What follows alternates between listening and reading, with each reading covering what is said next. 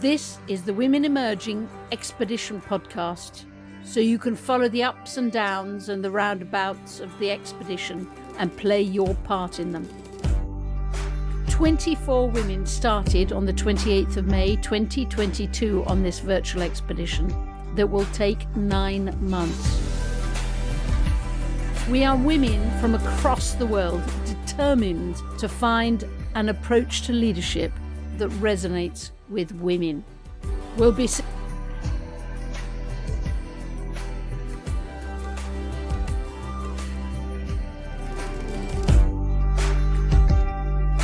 Welcome. Julia Middleton here, Expedition Leader. Next week is 2023. It is very, very exciting. Suddenly, I am so excited. It's the last month of the expedition. Then in February, we gather in Bellagio. We gather all the expedition members to produce an approach to leadership that resonates with women. And then we're going to spend 2023 having captured it, then sharing it far and wide in villages and cities and corporates and temples and homes and market squares and parliaments and studios and clinics and schools and universities, just about everywhere where women are, where women are considering leadership or considering more leadership. I am immensely excited about 2023. This is the 41st podcast. It has to be said, I have absolutely loved producing podcasts for the last 40 weeks, talking to women about leadership. It's been almost a sort of my own little parallel expedition myself. And please forgive me, because this episode, I'm not going to interview anybody. I'm just going to talk myself and tell you about where we've got to and where we're going, what I've learnt in the process of leading an expedition. I wouldn't recommend leading an expedition about leadership. It's been a bit of a whirlwind for me in leadership. And then maybe some thoughts about sort of early insights, the things that I think I'll be taking to Bellagio, things about mothering and spirituality and language and reframing, lots of things that have been sort of rushing around in my head as a result of the last 40 weeks. And then maybe some words about looking ahead with what happens after Bellagio. Maybe first, just go back for a second and remind you, where did the expedition come from? The truth is, it came from me. And it came from me because I was doing so many talks about leadership for women empowerment programs around the world, and increasingly realizing that when I asked at the end, can I see the reading list for this leadership program? They were all reading lists full of books written by men or books written by women on how to succeed in a man's world. And as you well know, I'm not that interested in that. It came because everywhere you went during COVID, everybody was saying that the world had to change. And my instinct is that the world won't change. It certainly won't change if it's the same leaders running it and leading it. And one of the quickest ways of diversifying the leadership of the world is to bring more women in. And yet at the same time, I met so many young women who were saying, if that's leadership, I don't want anything to do with it. And more realizing that there was this enormous jigsaw with some huge pieces in it, an enormous jigsaw of women empowerment, with huge pieces about how to inspire women, how to change the systems in which women operate or aren't allowed to operate. Huge pieces of the jigsaw that are about the rights and the legalities that have to change, and huge pieces of jigsaw which are about the networks and the support networks and building those networks that women need. And the more I looked at this jigsaw, the more, to my mind, there was a tiny piece of the jigsaw in a corner of the jigsaw. It's a tiny, tiny piece that to my mind was empty, which is an expression of leadership that made women say, if that's leadership, I'm in, as opposed to, if that's leadership, I don't want anything to do with it. We've got to have lots of women saying, that resonates with me. That's how I want to be as a leader. Count me in. It's a small piece of the jigsaw, but I deeply believe that it needs filling. And then on top of that, like all of us in life, there were some people I met who just encouraged me and said, no, you're onto something here. I'm not even sure if they knew I was, but their encouragement was so important at a key moment. And for them, I love them dearly. So if that's where it came from, that's where the expedition came from, I thought I'd try and capture some of the things that I think I've learnt in the process of leading the expedition about leadership. I've chosen a few. Firstly, I learnt or was reminded of by, I don't know, but what a joy it is to work with women. The rubbish that's talked about, women don't get on with each other. Oh boy, do we get on with each other. I think it's people have to pretend we don't get on with us, because if they actually had to recognise how much we do get on, there would be a real problem for lots of people. We do get on. Equally, there's lots of differences between us. And if I needed reminding of that, episode 35 of the podcast, where I interviewed a lot of women who were talking about being brought up in one part of the world and moving to another part of the world, and suddenly realising that what they thought was the position of women in society and how women behaved, that they were brought up with, is not necessarily true of all women, and that things are different in different parts of the world. Seems obvious, but it was a very powerful episode illustrating that point. So the kindness of women and the joy of being with women. The second one was to be reminded how crucial it is that leaders create the right culture, the right atmosphere, so that people enjoy themselves. People who are very, very busy actually find moments to come to join in with what you're doing because they enjoy it, but they feel its purpose, they feel its momentum, they feel its energy. And I know that sometimes I whoop for joy when we find wonderful things. And over the years, I've always seen people thinking, why does she behave in such a silly fashion? I think that's part of creating a culture. I think another part is to apologise, and I've had to apologise quite a few times through the expedition as I've got things wrong, and recognise that I've got things wrong and apologise and try to put them back together again. And then also recognising that a huge part of creating the right atmosphere is to have Maria, who's our community manager, Maria, whose patience and kindness to everybody is something that makes you want to be as good as Maria. So creating the right atmosphere and trying to think through what it is that has created that. I suspect you'd have to talk to some of the members of the expedition to really understand it, but those are some of the things I think we've got right. Then I've also been constantly reminded that leaders listen, and leaders listen really, really hard, because the truth is that the members of the team usually have the answers. They usually have the answers that the leader can't see. And there are 24 extraordinary women on this expedition, and they almost always have the answers. And then on top of that, we also have Lissa and Stephanie. Lissa, who is the disruptor on the expedition, and Stephanie, who is the enabler on the expedition, who help us along and have been with us right through the journey. And as you listen, of course, sometimes people see different things from you.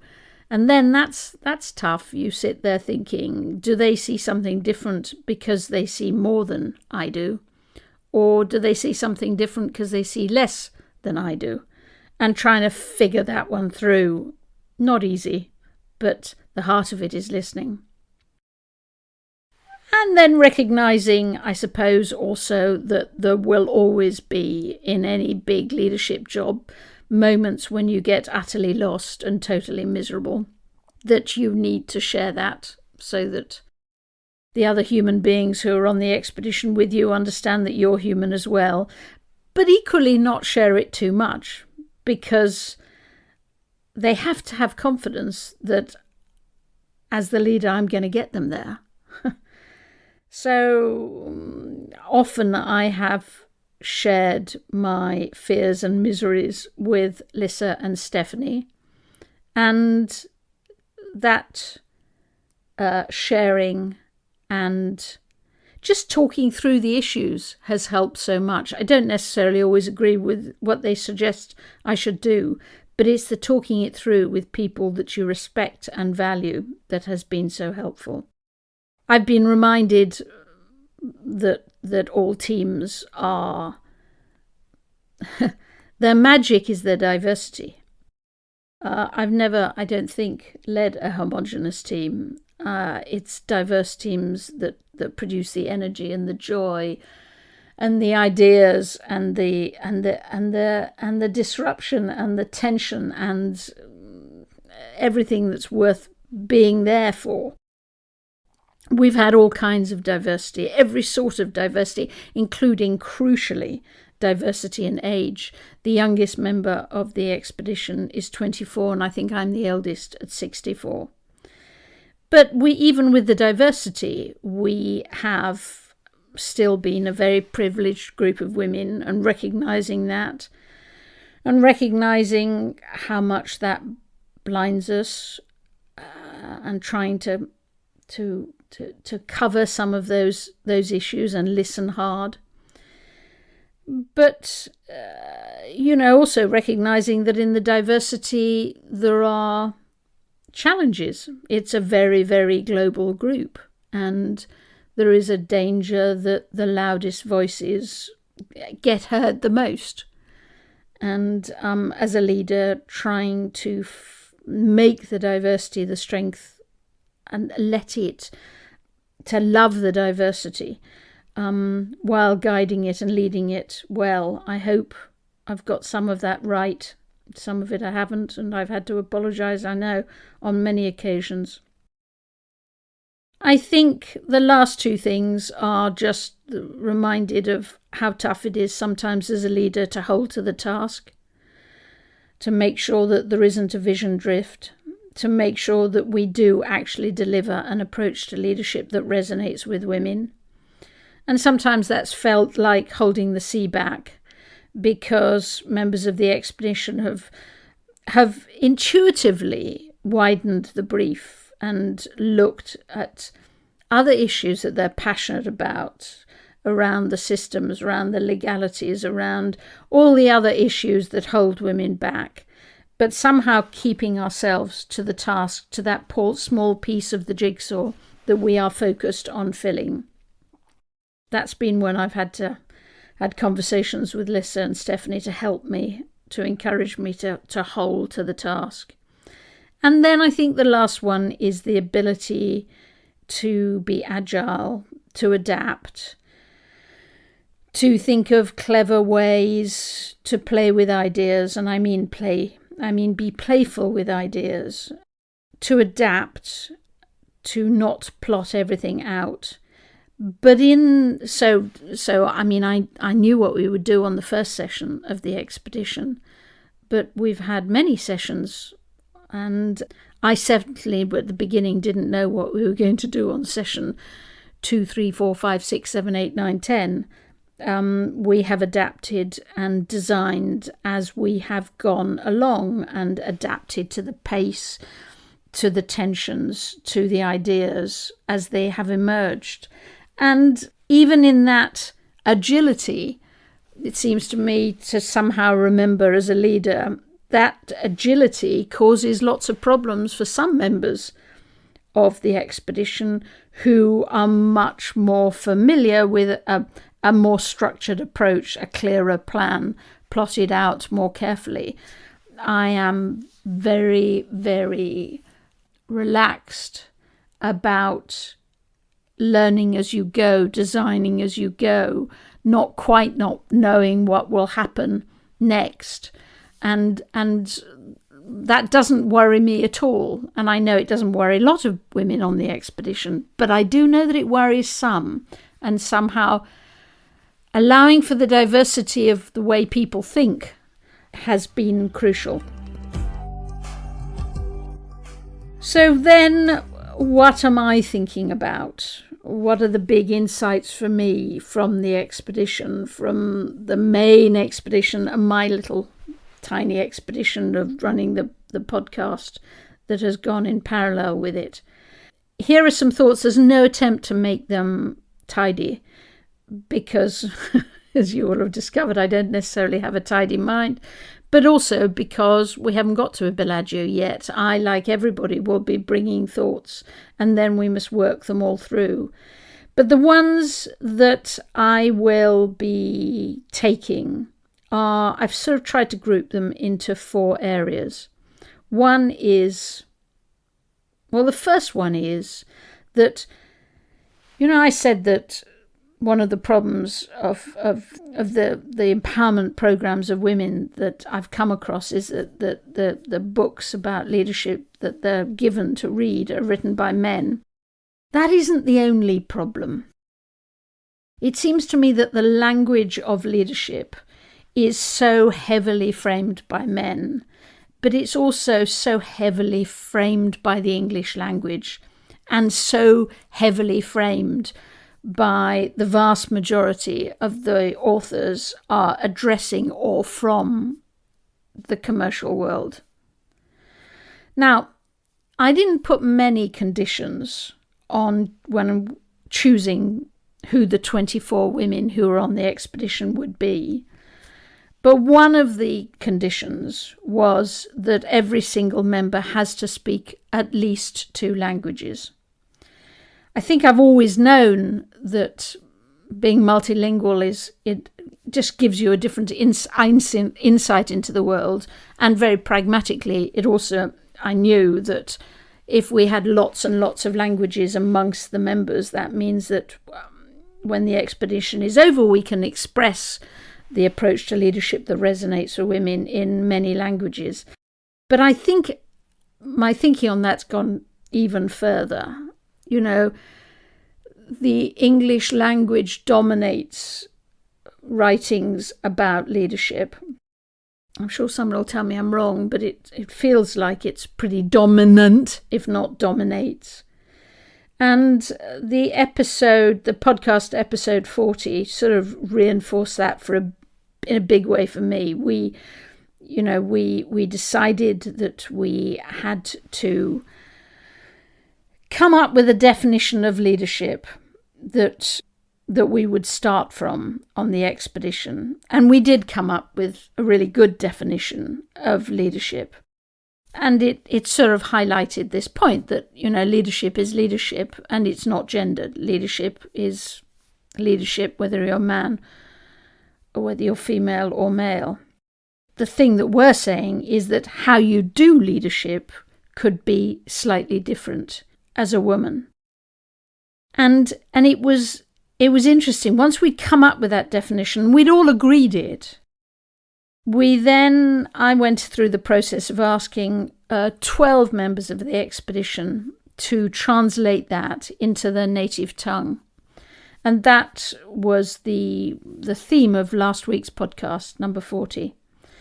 And if I needed anything reinforcing this message of English has overframed the concept of leadership, the process of going through with 12 different women and 12 different languages, how to translate the definition, it sort of absolutely made it obvious. It's so obvious, it's striking. If you have a moment, listen to it. And particularly, to me, listen to Uma talking about, yes, of course, the strengths of the existence of English and the fact that, for example, the expedition itself wouldn't be possible probably without a common language that is English. but also how she expresses the poverty of the English language, and how she shares that she thinks in English, but her language of emotion is Bengali. And I left that episode just so sad that I love Uma, and the thought that I can never really communicate with her in Bengali, the language of her emotions, is immensely sad. You know, the poverty of the English language and the poverty of translation and the illusion that Google in some way translates anything intelligently for us. So that, and then the commercial world. The truth is that, as far as I can see, an enormous amount of leadership writing is written about or from the commercial world. And yet, some of the most powerful leaders there are lead schools.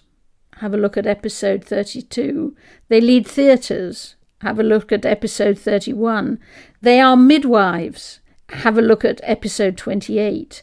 And what they know about leadership and many, many other sectors and many, many other women needs capturing, because it is so much more powerful in many cases than just the commercial angle, the corporate angle, the private sector angle. So that's the first one, the sort of the tyranny of language. The second thing that's mulling over in my mind is the fact that when we talk about leadership, we very, very seldom talk about mothering, and we very, very seldom talk about spirituality. And yet, both of those are such big issues for women in the world.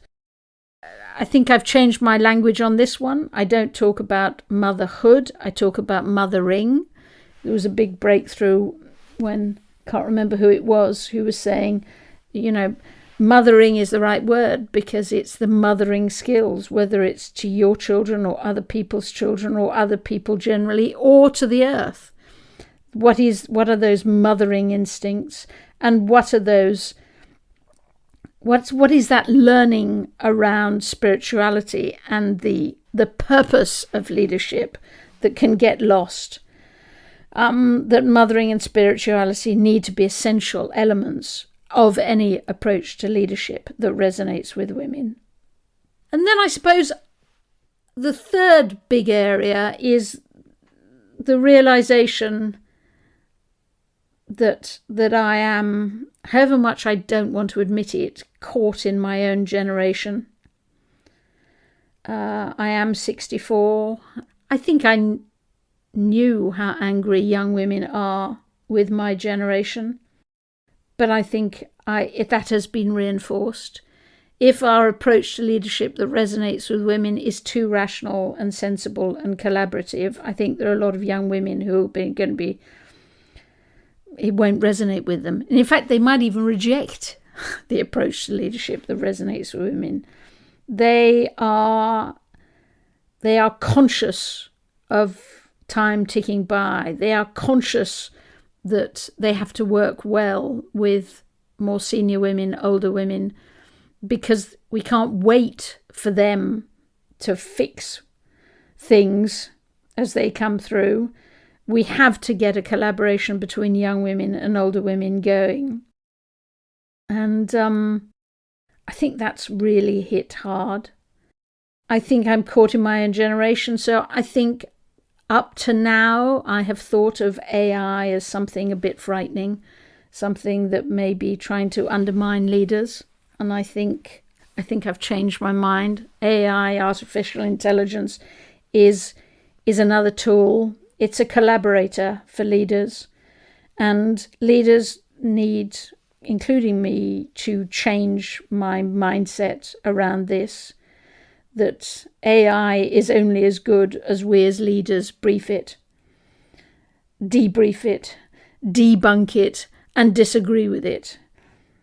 If we don't set the parameters for it right, if we don't analyze the conclusions of it right, if we don't debunk it and reduce people's fear of the word AI, and if we don't occasionally disagree and overrule its outcomes, then AI will become a threat, but it could be one of the most amazing collaborators in the world. I think I'm caught in my generation. I don't think I've ever been particularly bigoted about trans issues, but I think I have been pretty blind to them. And I'm determined to do something about that and to try and find a way of expressing myself on the subject that means that I don't offend people. But I think I'm caught in my generation and I need to catch up. I think my generation has perhaps also been quite obsessed with policies and rights and influencing governments and public bodies, and slightly blind to influencing how money flows in the world and how important it is that women play their part in defining that. I think as a generation, I have been aware of my privilege and uncomfortable with it and trying to find a way to sort of frame it in a way that works. And I think there are some members of the expedition who have framed privilege as responsibility, and I found that very helpful. And then I think the other one is that certainly I think as a generation I have, now let me get a way of expressing this right. I think I haven't questioned the illusion of meritocracy that exists in many organisations. There is no meritocracy in lots of organisations, but there is an illusion of meritocracy in many organisations, and it is an illusion. And it has some really quite wicked consequences. The men think it's a meritocracy and therefore say if there aren't women around here, that must be because they can't hack it. And the women think that it's a meritocracy, and if I'm not succeeding, it must be because I'm not good enough. And I think putting a pin in this illusion of meritocracy is something maybe it's just my blindness, it's not my generation's blindness. I'm hiding behind my generation, but I think need to get better at that. And then I think the last big area for me is reframing all these perceived weaknesses of women and reframing them as our strengths. I don't know if you're occasionally accused of being emotional because you're a woman, and I always say now back, well, do you have a problem with emotion? Can I help you? Are you struggling to be emotional? Or when you get accused, or when you accuse yourself of imposter syndrome, now I always say, well, if the alternative to the imposter syndrome is thinking you know everything, I'd rather have imposter syndrome any day. Give it me any day. Or the one I get accused of quite often is of being irrational. And now the answer is yes. We need a bit of irrational if we're going to get some new ideas. And we need a different definition of what rational is. I think we do have to reframe perceived women's weaknesses into their strengths. Because in the modern day, they are our strengths. We need them badly. We need to be emotional. We need to not be full of ourselves. We need to be irrational. We need to ask the questions. We need to push back. We need to think differently and be confidently different. And interviewing on the podcast has made me realize there are so many fields in which there's such a need for women leaders. Episode 32, all about how you lead trauma.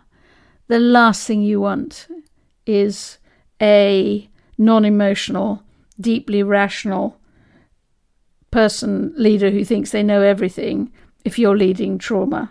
the episode isn't out, it's out in January, I've been doing a lot of work in supply chain management.